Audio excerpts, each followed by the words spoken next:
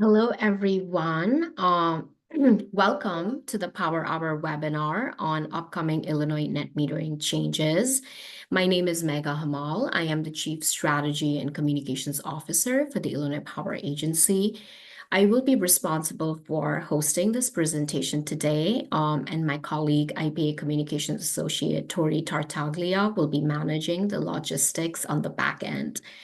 To get started, let's go over some housekeeping items. To reduce any background noise, we've tried to mute participants upon entry, but if you could do that on your end as well, that would be very helpful.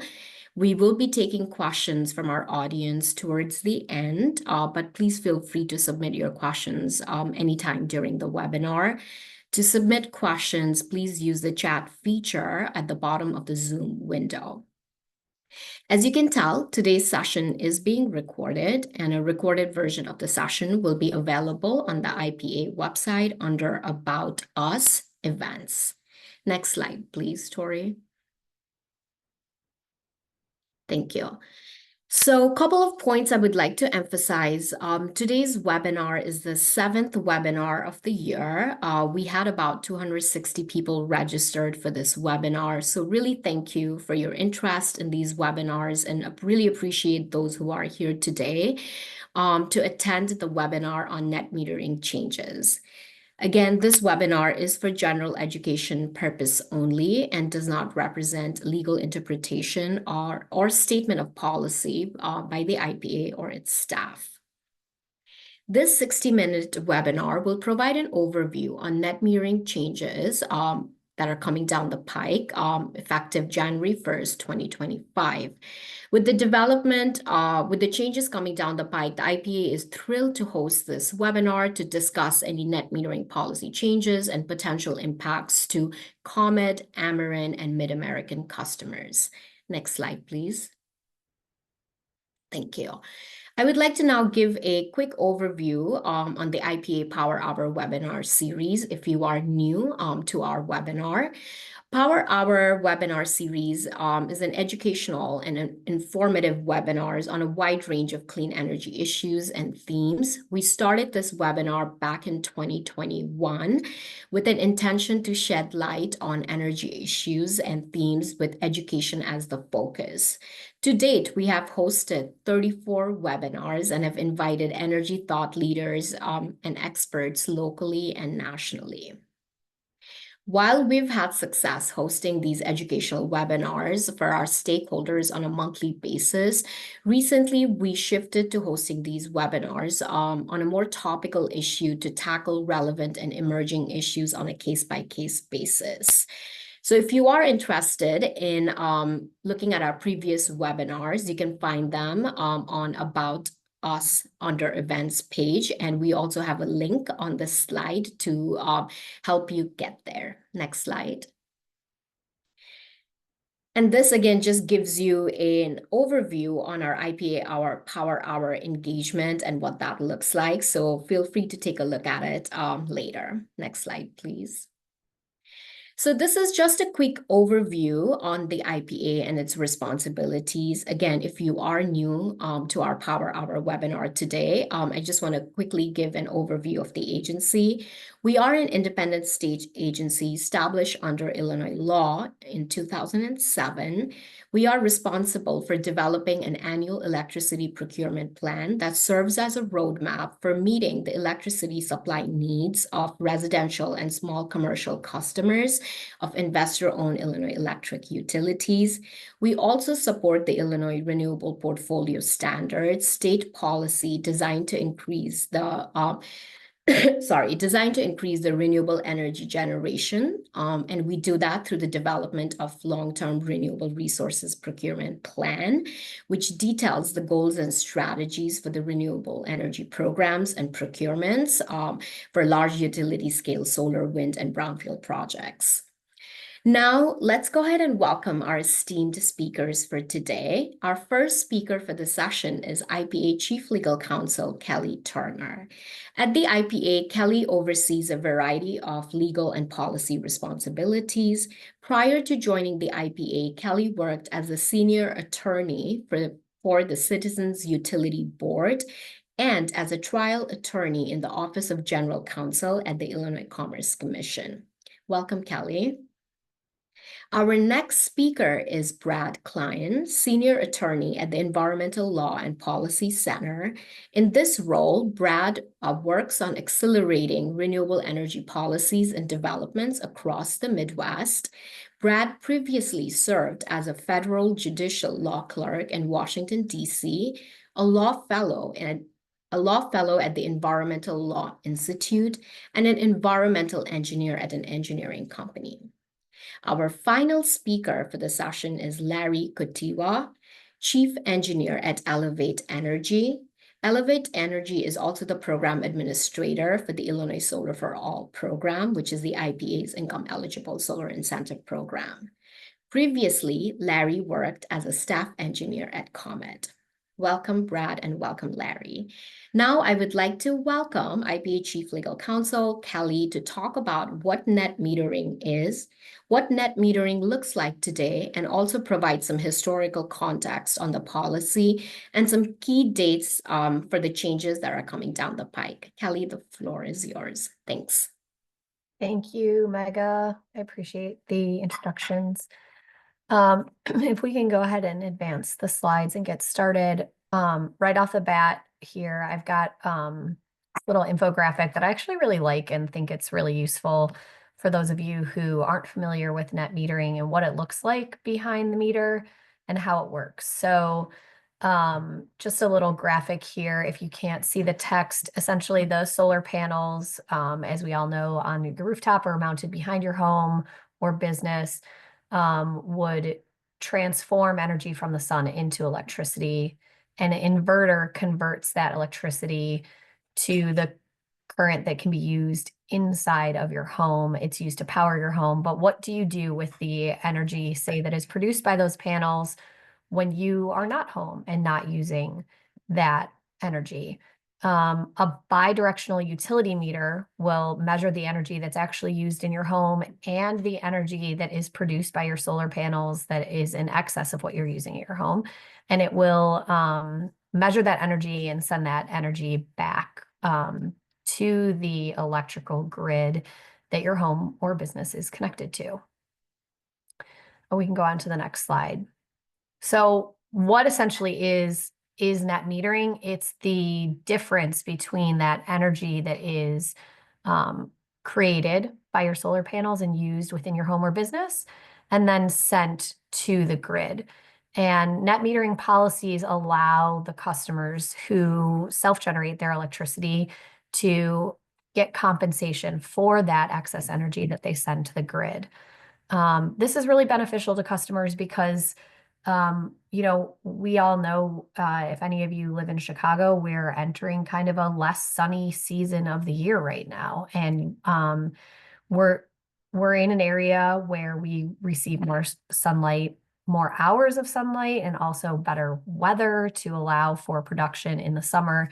So systems can be designed to offset your annual load, the load that you have all year long. But it's probably going to produce more energy in the summer than it will produce in the winter. And so a net metering policy can allow the customer to carry over credits and be compensated for that excess energy that they generate in the summer. Next slide, please. In Illinois, the mechanisms by which customers receive that compensation on their bill those mechanisms are utility tariffs, which are governed by the Public Utilities Act. So the utility will file a tariff with the Illinois Commerce Commission and receive approval for that. So I have the citations here to the statute. Section 16-107.5 provides for net metering, and 16-107.6 provides for rebates for customers who install distributed generation systems. And each utility has their own tariff that's commission approved for each of these items and allows for that compensation for customers. Next slide. So In Illinois, what is a qualifying system? What type of a system can you install that allows you to receive net compensation through a net metering process from your utility? So you have to have an eligible renewable electric generating facility. It can be powered by solar, it can be powered by wind. There are some other items here, dedicated crops grown for electricity generation, agricultural residue. Most often what we are seeing in Illinois is the installation of a rooftop or a ground-mounted solar system. Customers can also receive net crediting for community solar subscriptions in the ComEd and Ameren service territories. There is not a tariff that provides for community solar subscriptions in the Mid-American service territory and around the Quad Cities. Next slide, please. Customers, distributed generation customers who are on a time of use rate, if they receive hourly pricing from their utility provider, they'll receive the credit for their excess generation during any hourly period at the same price that they would pay during that hourly period. That's different than what customers on default rates will receive, and that's something that we'll get into a little bit more in a minute. And then for community solar subscriptions, those customers will receive credits towards the supply portion of the bill of their bill based on the subscription level from their community solar provider. And next slide, please. The metering requirements for qualifying systems, those will differ for customers who are on those time of use rates that we talked about on the last slide, and for those whose rates are provided and measured on a kilowatt hour basis. So when those credits are provided to customers, customers who are charged on a kilowatt hour basis, if their generation exceeds the amount of electricity that they were used over that entire monthly billing period, their electricity provider, their utility, will provide a 1-to-1 credit on their bills at the retail rate. And so these customers are receiving a credit essentially right now, not just for their supply charges, not just for the cost of the energy that they're receiving, but also for their distribution charges under their bill as well. Next slide, please. So that was kind of, if you started taking net metering right now in Illinois, what would your bill look like? I want to talk about the kind of history of net metering in Illinois and how it has evolved over time. So starting in 2007 is when we kind of established net metering in Illinois under the Public Utilities Act. And the General Assembly found in creating this regime that a program to provide net electricity metering can encourage private investment in renewable energy resources, stimulate economic growth, enhance the continued diversification of the state's energy resource mix, and protect the Illinois environment. So it was at this time in 2007 where, for the first times, electricity providers were required to provide net metering, and they were required to provide net metering at a rate identical to the rate structure and the retail rate components for excess generation over that monthly billing period.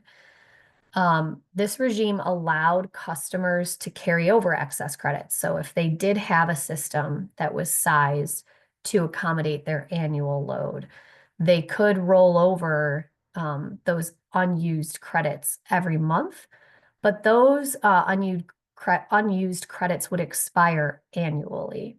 They could not be carried over from year to year. And there were limitations on the size of the system. You could not have more than 2 megawatts on the customer side of the meter.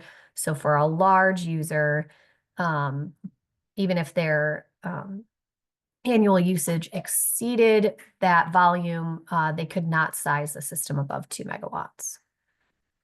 Next slide, please. We saw modifications to the net metering regime in 2011. The General Assembly expanded the definition of an eligible renewable electric generating facility beyond what was already in the statute starting in 2007 to include these agricultural residues, untreated and unadulterated wood waste and landscape trimmings.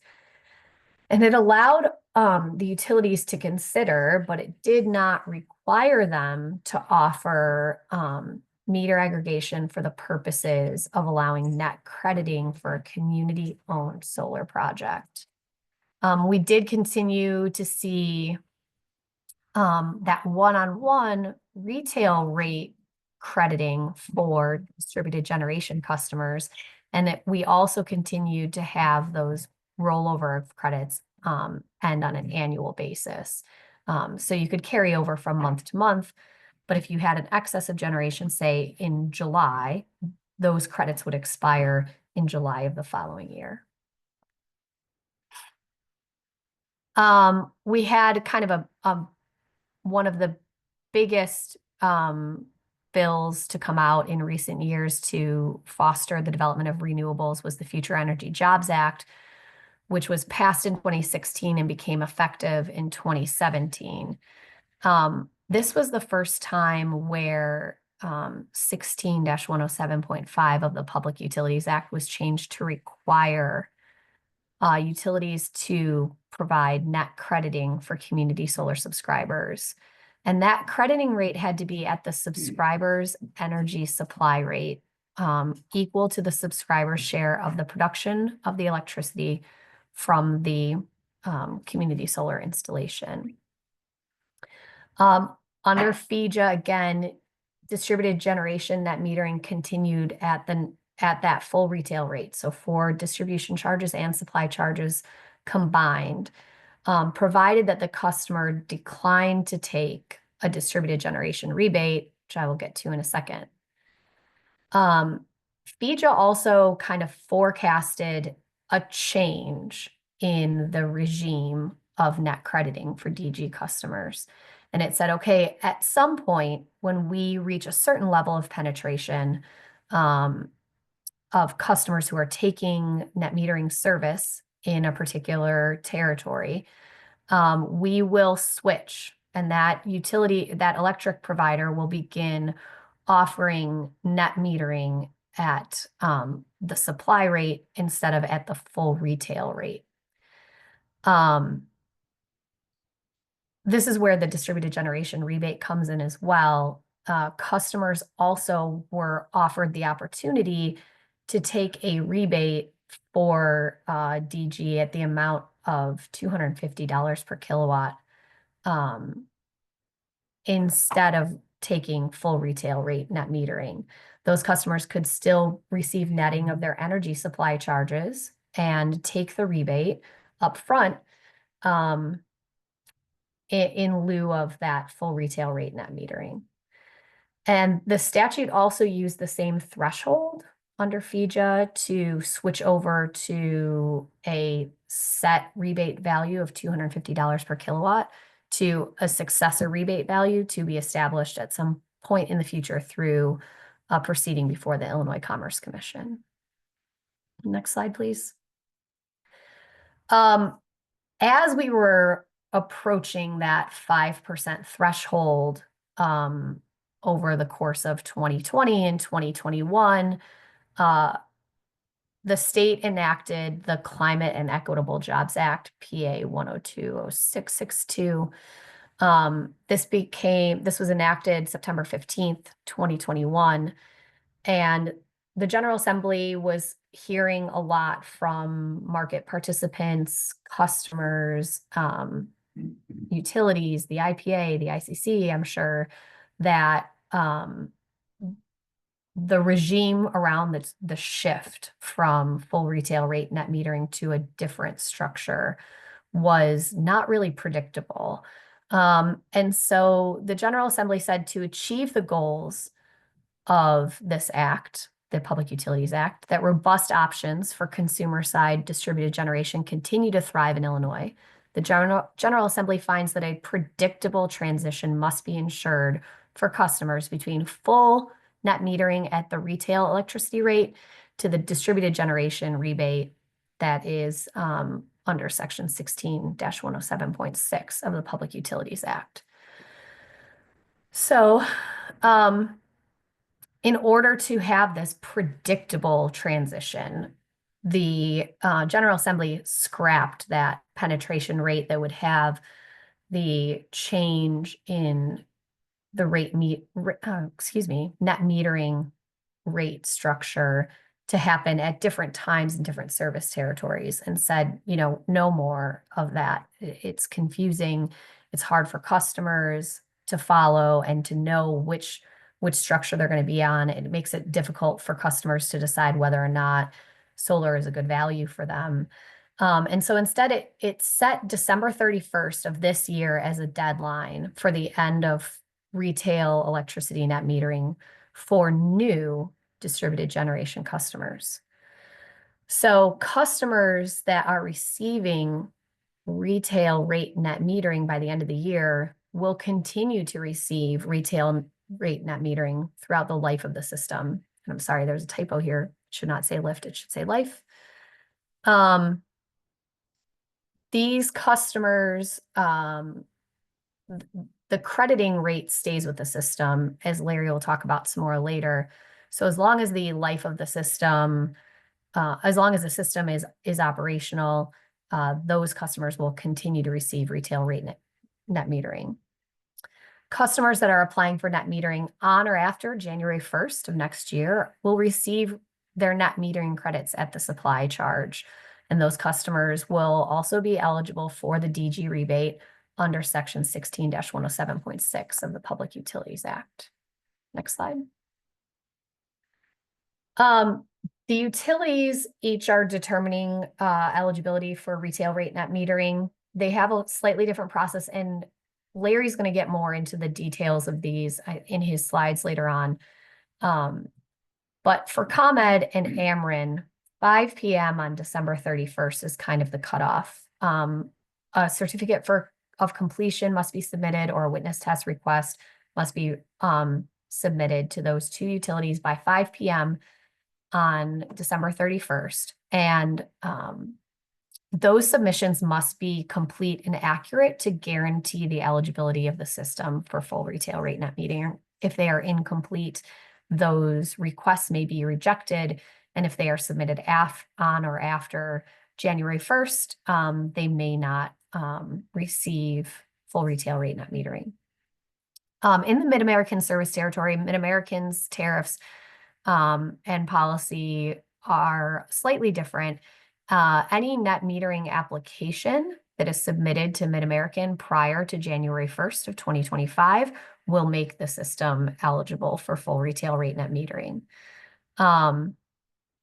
Now, this is, of course, remembering that customers that elect to receive full retail rate net metering may not take the DG rebate, right? It is one or the other. And so if a customer chooses that the financial options for them are better for them for whatever reason to take the distributed generation rebate, they will receive supply only crediting. Next slide. I have some links here on the slides. I did try to put in the text, but I think that was edited out so that it looks a little bit nicer here. But when these slides are posted later on, we do have an FAQ on the Illinois Shines and on the Illinois Solar for All website with different questions about these items. ComEd has a page about how their cutover for net metering will work, as does Ameren, as does Mid-American. Because each utility is doing it a little slightly different, it's best to check with them directly on what the process is going to look like in the future. With that, I will hand it over to Brad.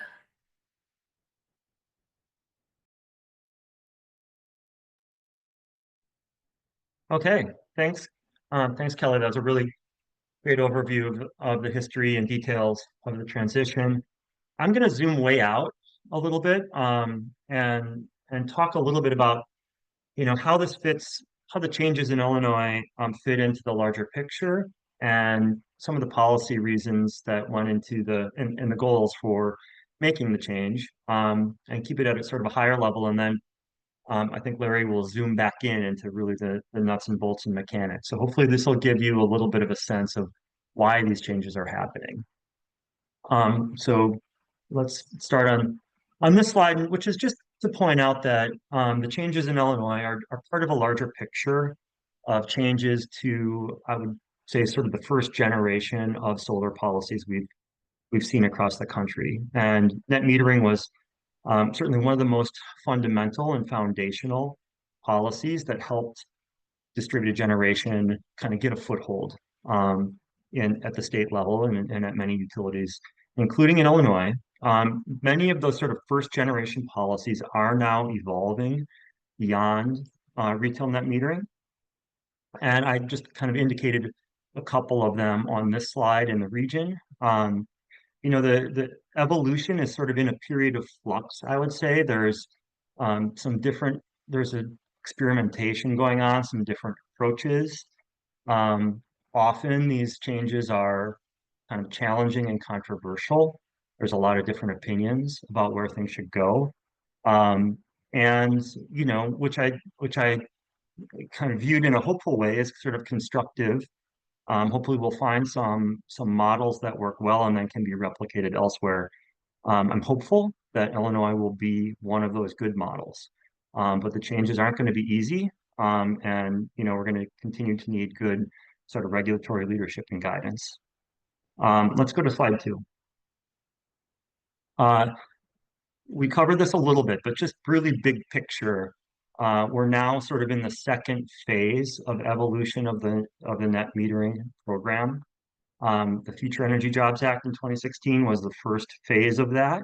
And it's really moving, I would say the core of it, like described at a very high level, is moving from something that's kind of based on concepts of rough justice or good best estimates of value, which is, I think, what retail net metering was attempting to do, like not try to answer all the detailed questions, but get in the ballpark and get approximately right on value, in a way that's pretty simple and easy to understand and kind of easy to determine what value is.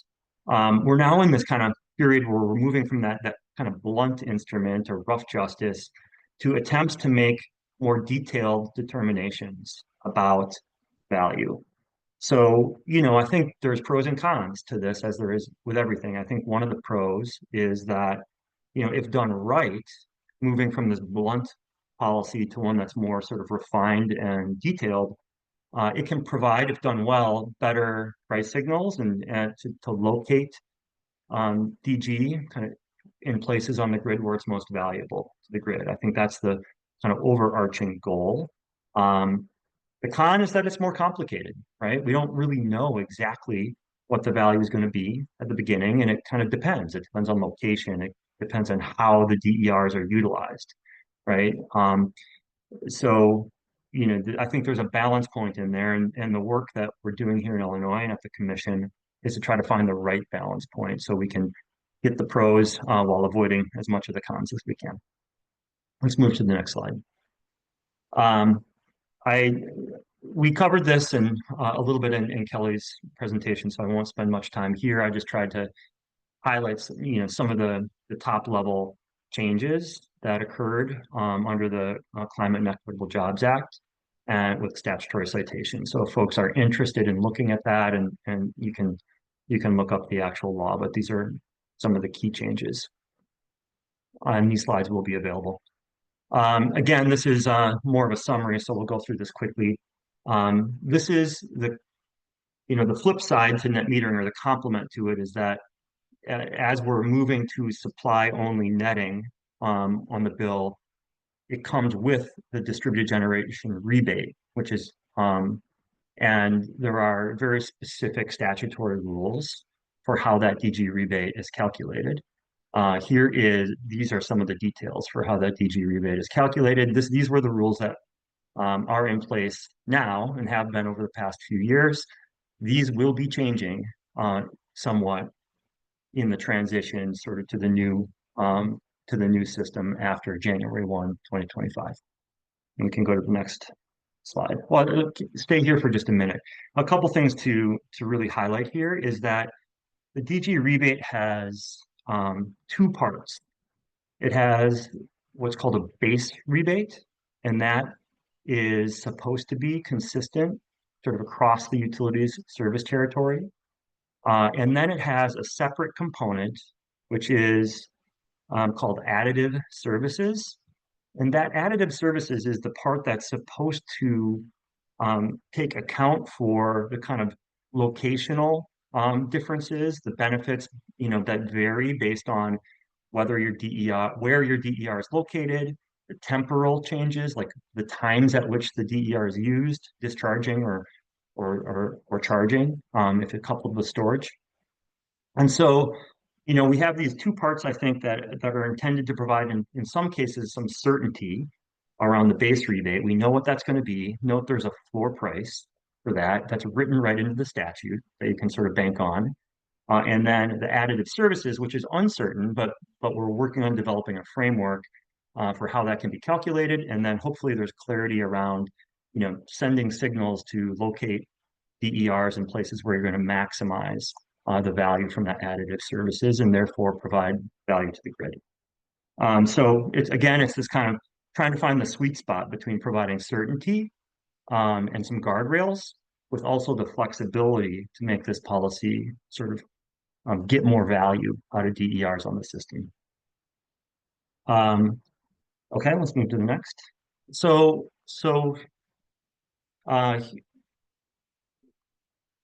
this talks a bit about the process for the transition and where we are in Illinois right now. The statute calls out again the base rebate and additive services and the timeline for January 1st, 2025. These are requirements that are written into the statute, and the citation is there for folks that want to look at it. The next slide gets into a little more detail on where we are right now. So let's transition here. The ICC has opened up the investigation into the value of DERs that was called for in the statute. That investigation and the sort of the process has really three different phases. There was a first set of workshops that were just at a real high level for stakeholders to discuss issues and get issues on the table. That first workshop process kicked off in the summer of 2023 and is now complete. The commission then retained two consulting firms to get involved in the second phase of the workshop process, which is more, the goal of that second phase is to come up with an actual kind of draft or proposed methodology for calculating the value of DERs to inform the new DG rebate. And so we're actually nearing the end of that second workshop series. The two firms are accepting comments right now on a sort of their draft proposal. They're going to consider those comments, and then they'll be putting together a final report to the commission that they'll plan to file by the end of this year. From there, in 2025, the commission will consider that draft proposal. There'll be an opportunity for parties to participate in that process. It'll be a little more formal process, and the commission will accept, testimony, and then they'll ultimately issue an order that approves a new methodology for calculating the value of DERs. Once the commission approves that methodology, then the utilities will file new tariffs that spell out how they'll pay the rebates and what the kind of requirements are, and how customers sign up for the rebates, and it'll have all the details worked out. So the utilities will file those tariffs, and then there'll be another process for the commission to review the proposed tariffs and approve them. So really, we're moving into a period in 2025 where a lot of these questions are going to be answered, and we're going to have a new methodology that will govern how the DG rebates are calculated. Let's go to the next slide. Another important point to keep in mind with all of this is that this change from retail net metering to the kind of the new value-based compensation framework is one component of a much larger set of changes created by the Climate and Equitable Jobs Act that relate to distributed energy resources. One very major new component of the regulatory landscape here is that CEJA created was the requirement for utilities to file multi-year integrated grid plans, which are intended to create a lot more transparency around how the utilities are investing in their distribution system and laying out the utility strategy for meeting the clean energy goals in CEJA. And so there's a lot of new information. We're just at the tail end now of a 2-year process for parties, for the commission to really scrutinize, review, and ultimately approve Ameren and ComEd's first multi-year integrated grid plans. These were massive plans, hundreds and hundreds of pages, thousands of pages of testimony, worth billions of dollars of investments over the next several years.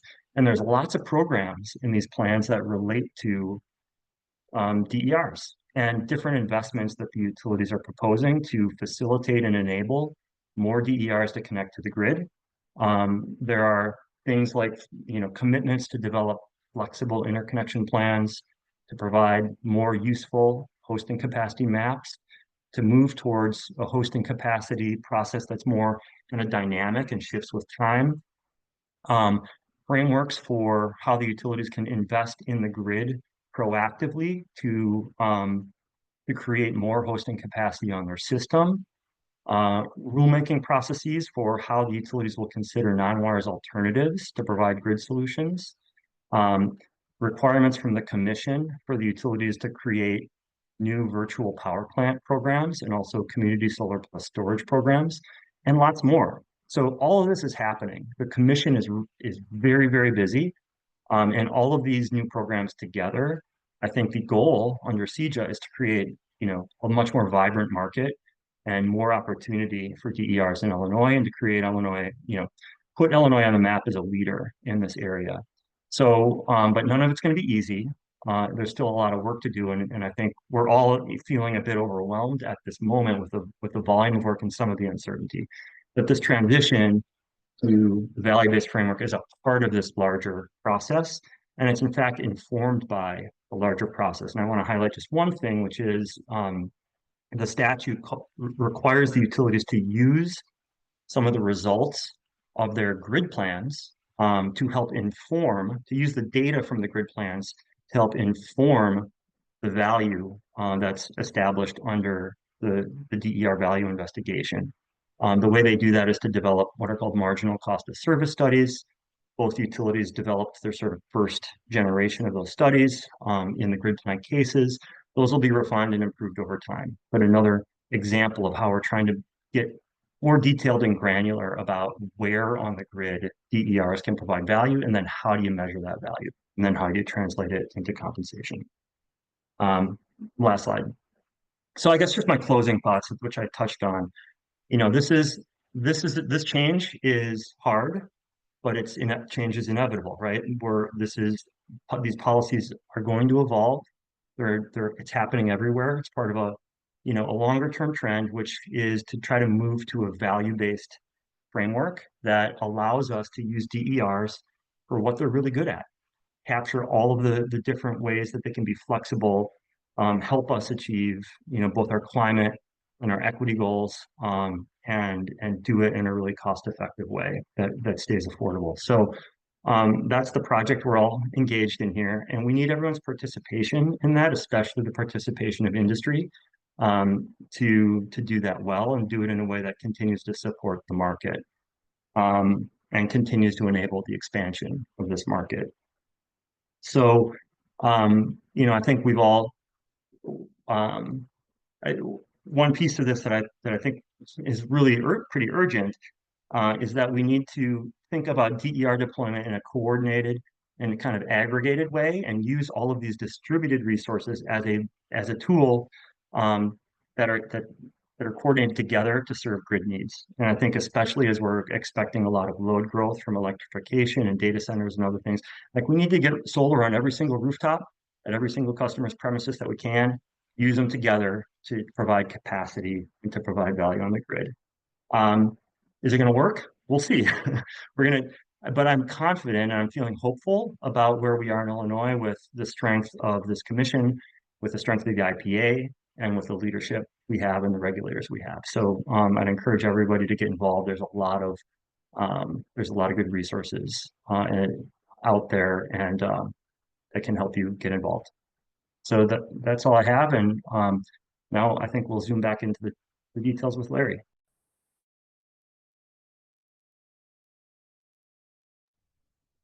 Hi, good afternoon. Yeah, so I'll touch on a few of the general aspects and then get into the some of the details too. So next slide.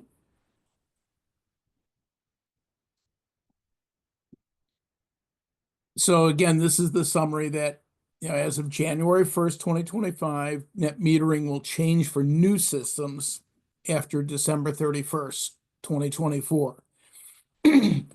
And, as Kelly indicated, the exact requirements for what a new system versus an existing system is a little different between ComEd, Ameren, and Mid-American. But essentially, it's that for ComEd and Ameren, the systems have to be installed, operating, energized, and all the paperwork submitted and submitted completely. It's important that everything is submitted completely, because if something is missing or mistakes are made and those have to be corrected, the system may not be able to get full retail net metering. And a little detail on full retail net metering, it's the supply cost plus ICC jurisdictional delivery service charges and other generally applicable charges applicable to kilowatt hours delivered to the retail customer during the monthly period. So this includes pretty much everything on the bill that's kilowatt hour based. So the key here is the energy supply credits are for their excess energy sent back to the grid. And I'll get into that a little later, but it's the excess energy sent back to the grid that's value is being changed. Another question that keeps coming up is the grandfathering aspect. And the systems are set up such that if you are on full retail net metering, you'll be able to keep that full retail net metering for the lifetime of the system. And it's not for the customer that's necessarily installing it. It's for any subsequent customers that would inherit that eligibility. So if you sell your home, the new owners would also be able to continue that full retail net metering. Next slide.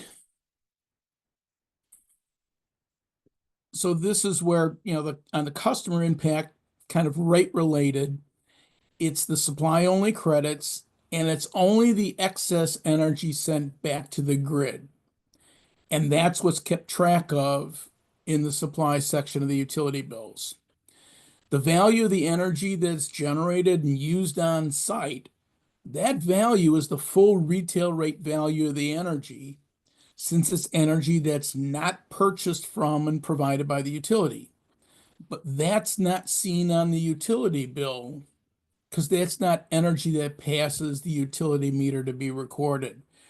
So if you think back to the original slide that Kelly showed of a home with solar panels and the utility connection, that's the problem, is that those panels and all the power they generate goes into the home, and it's only the excess power that's not used that goes out back to the grid. And that's the power that's now going to be credited at supply only. One benefit is that if you get a supply credit in a given month, it carries over to the next month. And unlike the full retail credits, those will not expire or zero out at the end of the annual period. So that is kind of one benefit of the supply only crediting. Then there's the talk about the distributed generation smart inverter rebate. This has been around for a couple of years. And it was only last year that it became available to residential customers. And it's an upfront payment. And when I say upfront, it's paid by the utility within 60 days of submission of all the paperwork. And since it's from the utility, most likely it will show up on the utility bill as a credit, but it could be a check, I'm not sure. And the key is this distributed generation smart inverter rebate has always been, if you take that rebate, you get supply only crediting. So an existing net metering installation that has taken that distributed generation smart inverter rebate is currently on supply only net metering. Next slide.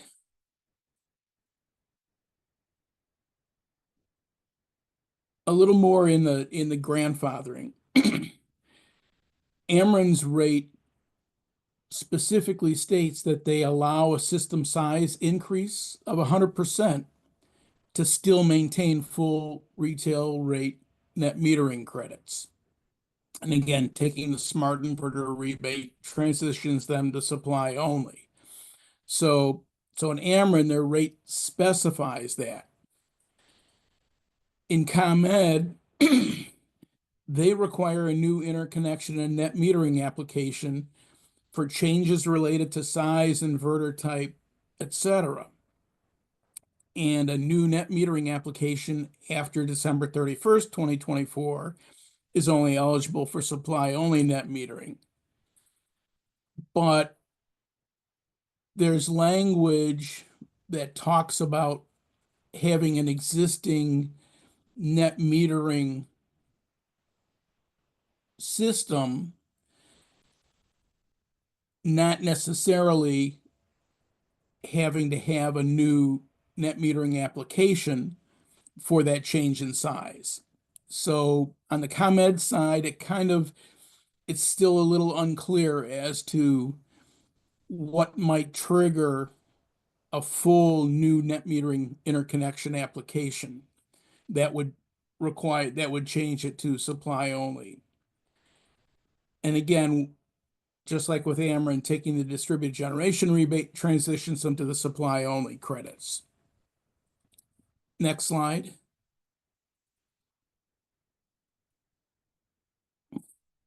So this is where it really comes into play, is preparing for the changes.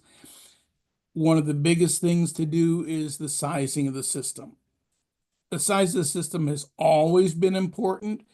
You didn't want to oversize the system because your credits would expire at the end of the annual period. But now we also want to prevent large amounts of excess energy to be sent to the grid. So in addition to the size of the system related to the existing customer load or possible future load, the timing of that load is important. So the more that the load and the generation are in sync, time-wise, the lower the amount of energy that's needed to be purchased will be, and the lower the amount of energy that would be sent back to the grid when it's not being used. Energy storage is also coming into play. Energy storage systems, batteries, they can help with reducing the amount of energy sent back to the grid. So if the system is generating more than is being used in the home, that can be used to charge the batteries, and that's still being valued at that full retail rate because it's not being sent back to the grid. And there's also utility rebates available for the energy storage. Another thing to remember about the rebates is that the distributed generation, the smart inverter rebate, that's based on the kilowatt demand, the kilowatt size of the system, and it's the DC kilowatt size of the system. The energy storage rebates is based on the kilowatt hour capacity of the system.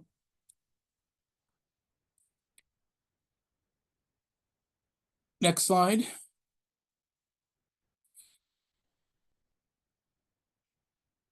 A little bit about the implications for Illinois Solar for All. The Illinois Solar for All program has a 50% savings requirement for customers.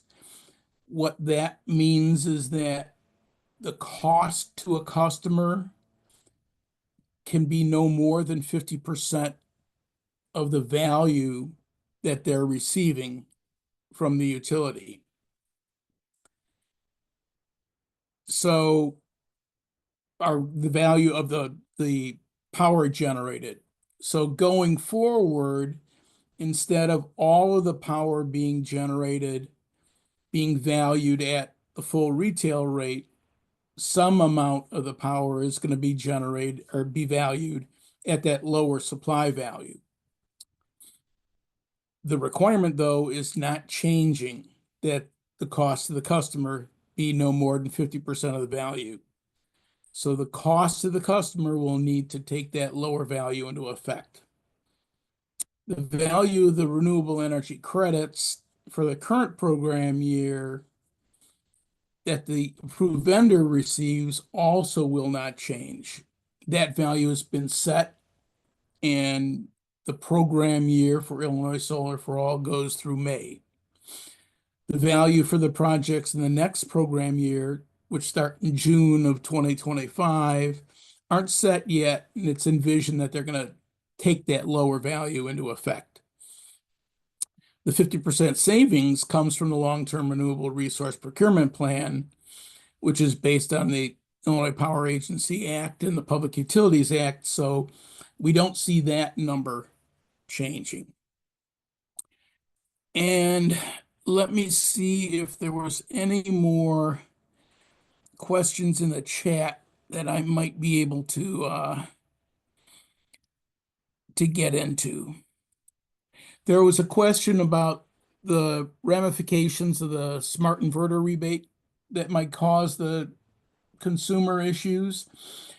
Currently, the smart inverter DG rebate is designed to provide system-wide grid services. That's being defined as including but not limited to avoided and deferred distribution capacity costs, resilience and reliability benefits, avoided or deferred distribution operation and maintenance costs, distribution voltage and power quality benefits, and line loss reductions. For the most part, everything that I've seen is saying that utilities aren't planning on using these to necessarily cause issues with decreasing the production. So I don't believe that there be an issue with affecting the SREX. Thanks, Larry. I'm just going to go over these questions one by one, and Kelly, Larry, and Brad, feel free to jump in. The first question was on the question is, any on net metering now will receive a credit that will cover supply and distribution charges, correct? Does that include taxes?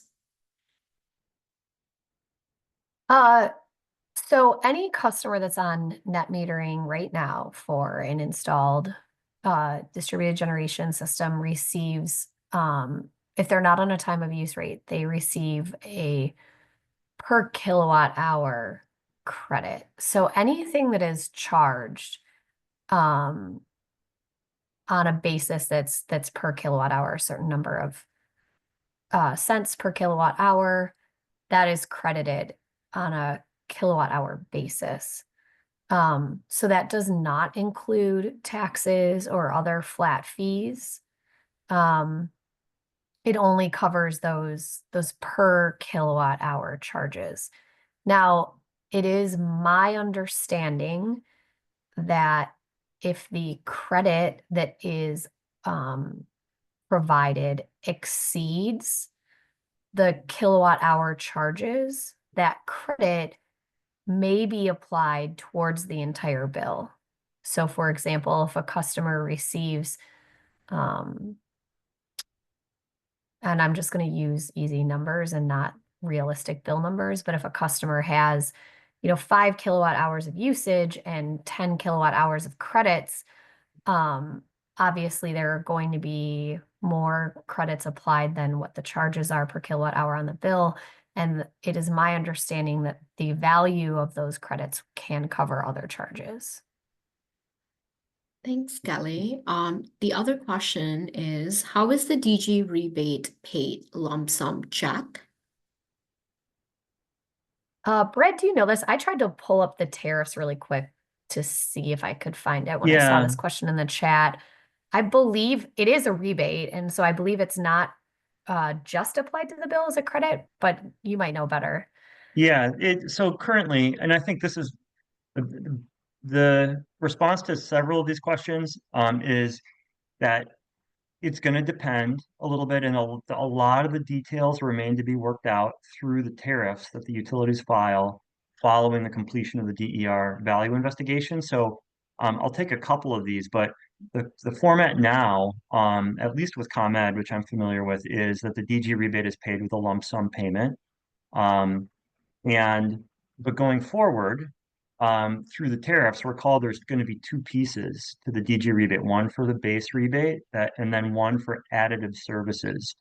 Additive services, are supposed to be based on time-based and locational-based grid benefits that could vary, based on how you use the system. So paying that upfront doesn't make any sense to me. It's going to have to be something paid over time based on performance and actual usage of your system, and you're like, especially if paired with a battery. So all of that, this is all changing, and the exact way it'll be changing will be worked out through these commission proceedings next year. So we don't have answers on all of it. And I think Kyle had another question here.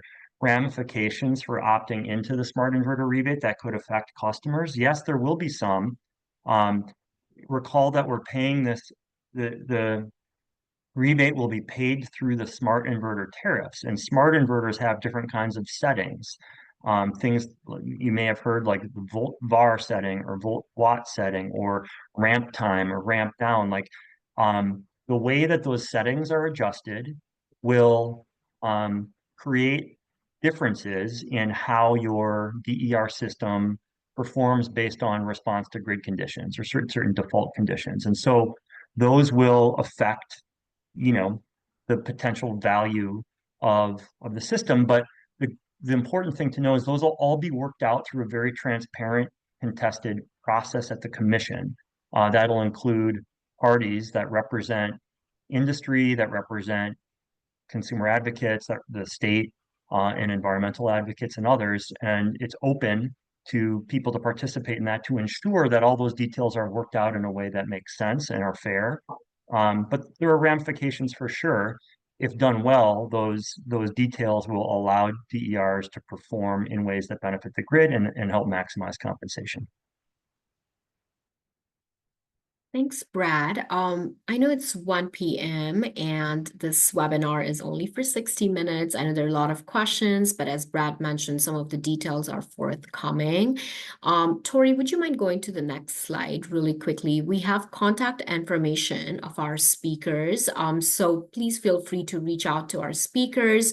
We will be posting the presentation and the recording of this webinar on our website fairly soon.